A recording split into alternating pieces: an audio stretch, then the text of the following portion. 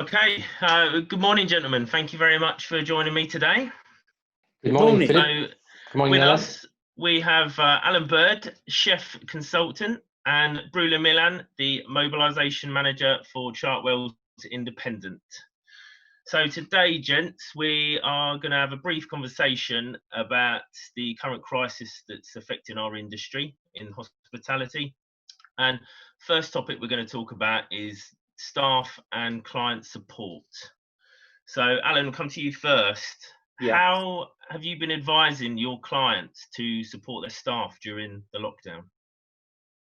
Well, Zoom meetings have been a part of that, which has been new, I think, to all of us, but very useful. My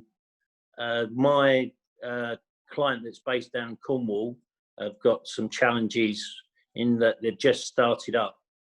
They launched at the end of last year, and officially opened for business sort of in February. So that's been really difficult.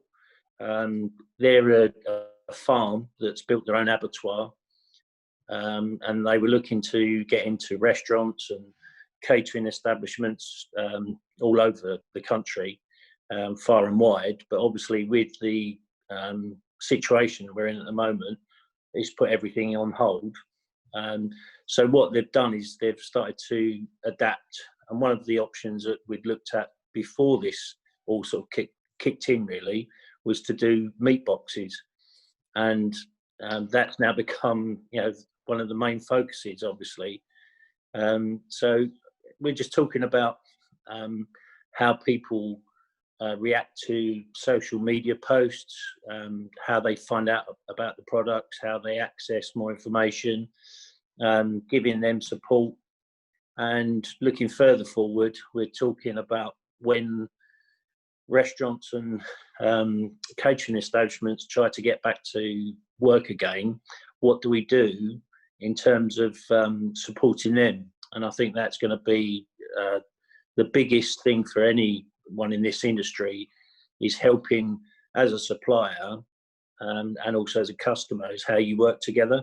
And I think you'll be judged on that, how you treat people moving forward, and it's an essential part of working with your customer base. So that's what I've been discussing really. It's how we move forward with that, and obviously staffing and social distancing. It's a big headache, but it's a big challenge, I think, for everyone. Yeah, completely. Great. Bruno, and how have you been dealing with the situation and supporting my staff? Yes. Your staff, yeah. Yeah. So yes, again, same as Alan, we just, I think the first 3 weeks, we were using mostly, or the first week, I'd say, we were using email communications, until we just discovered that Zoom and House Party was available. And originally we started with House Party, and then we moved on to Zoom. We felt it was more convenient. The quality was better as well. And what we've done is literally kept communication as open as possible, as informative as possible, so that everyone feels they're part of the team still, despite feeling outside of it. They feel connected with their own job and their own place of work. The key part is not ignoring completely that you have a team who is not working and a team who is working. So that's what we've done so the first weeks. We've started to share tips as well, and industry webinars.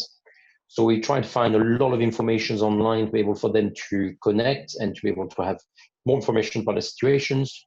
How can they get help? Where they can get help?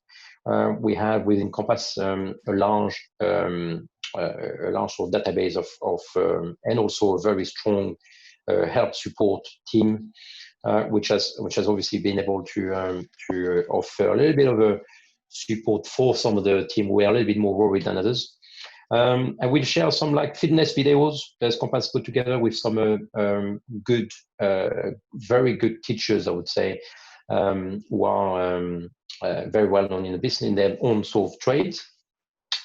And then quiz nights, Zoom meetings and quiz nights have been the absolute sort of highlight of our weeks. I would say I'm a master of quiz at the moment. I've been doing probably about 4 quizzes in the last months for several people, whether it's a family, personally, friends, or work. So and we had and I must admit, I quite enjoy it as I go along, and also I learn a lot because some of the knowledge that I probably wouldn't have I've certainly discovered some of it through this quiz. So it's not all gloom and doom. It's also you need to take the most of it and the best of it to move forwards and hopefully entertain your colleagues as well in the meantime.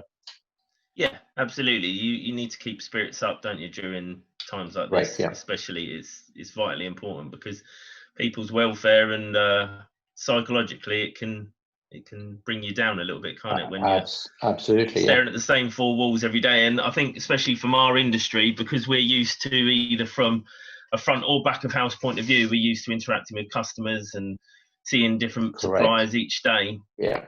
To all of a sudden have that stripped away from you. You can imagine New Hall School mainly, which is one of my schools, and mostly the one that I manage on a daily basis, where we do 2,000 meals a day. To do 100 a day with staff who still, I mean, the staff who are coming to work are fortunate enough to come to work, but they obviously we've had to change the way we had and the way that we operate to create something a little bit more funky and fun for them to do rather than just to do a bit of work and go home. That's not really the mentality and the people that we have. We have excellent chefs, excellent front of house teams. They're very creative, and we need to just tap into that so that the school benefit of it, but also themselves as well, so that they feel that they work for a purpose and they find it a little bit more fun as well in their work. Yeah, great.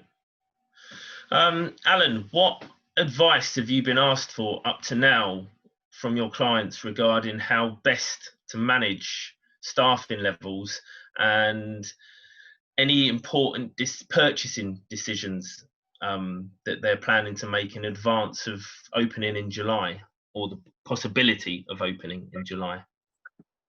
Well, so far, the advice I've been asked for has been concerning how they work with clients.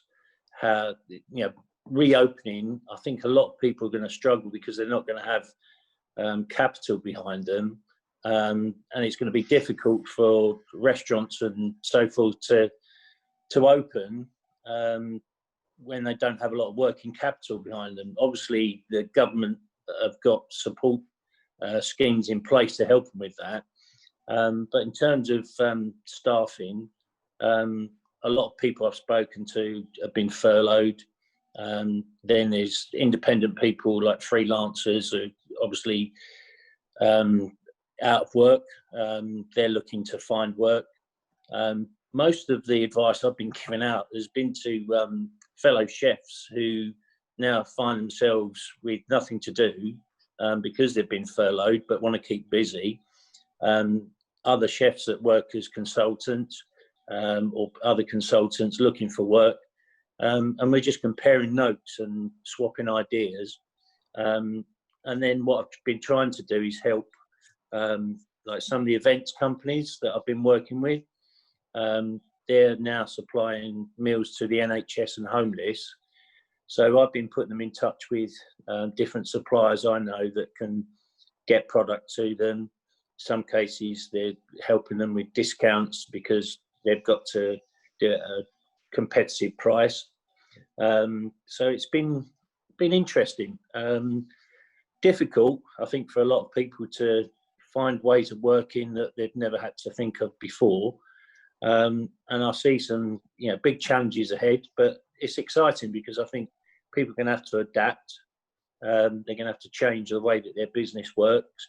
I know that's probably some things that they've never even considered before, but it should be interesting. And that's essentially what I've been doing. Is I've been giving a lot of advice to chefs that I know that have been finding it hard to fill their time. And when you're sort of social distancing and you want to be working, you've also got to be in a place where you can do that safely. So I know that there's quite a few chefs that I've worked with over the years that are working for charitable organisations, and they're managing to social distance whilst they're in the kitchen and so forth. But yeah, they're big challenges. Yeah, absolutely. And Bruno, have you had to make any, obviously because you have quite a high staff level? Oh, yes, that's right, yeah. So have you had to make any tough decisions so Yes, far? yes, I think it's a knock-on effect with what the schools themselves had to do. I mean, the schools had to, they employed 500 teachers, and so if we talk about Muir School particularly as an example, so it's 500 teachers. They've had to put about 100 of them on a residency process, not even furloughed necessarily. So they've had a team of not only furloughed, but also looking at redundancy for the others almost immediately. And that's obviously has an knock-on effect on numbers, budget, and therefore staff level for the schools. And so far, we've had no redundancy whatsoever, which is brilliant. Yeah. But we've had to furlough 75% of our workforce, and that's not just in New Hall; it's almost across all the independent hatch as well. Just because there's nothing happening. Some of the schools, one of them, like Chigwell, for instance, is completely closed. So therefore, there's no one there to work. But we've got a few others in Ipswich and Cambridge who are still operating, and they are on a very minimum on the skeleton staff as well. And that's inevitable because as cost plus contract, schools pays all the wages, and therefore we can't put the onus on the schools to pay wages that they can't support. So we've managed to put. So what Compass has done is they've paid the first 2 weeks of furlough 100%. So they basically took a little bit of the chunk and basically paid a bit of the bills, and then from then on it was on an 80% basis. We obviously, this is part of the the situation to actually obviously as long as we can sort of keep going into furlough, we've got a chance to keep our teams within their jobs once we get back. Just because of the way that we're going to operate, as you said, Alan, we're going to have to find ways to adapt, and we've already done that in some of the schools, and mainly at New Hall, if we can look at it, by basically social distancing our tables. We've separated some of the areas to make sure that people are not dining all together. We've also have markage on the floor. We've got a lot of wipes and so other pieces who are basically helping people to make conscious decisions to make sure they use wipes more regularly, especially at touch point areas such as water dispensers. And we are looking to work, but that's, we can probably talk a little bit later about this, but essentially it's really, it hasn't been so difficult so far, but I think the difficulty will be for us to look at the team structure come to July, August, when we go back in September fully. This is where we're going to have maybe the tough decisions where we may have to put people redundant, just because we can't keep the full workforce on the salary if the school is not willing to have the structure. And if it does make sense in terms of business case, it is not viable for the school to have so many staff, this will happen. Sadly, it's a tough time at the moment. Yeah, very much so. All right, well, guys, that is absolutely fantastic. Thank you very much for your thoughts and comments on all of those questions. Stay safe, and we look forward to seeing you again soon. You too, guys. Thanks very much. Stay safe, stay well, yeah? Stay safe. Stay well. Thank you. Bye now. Bye-bye.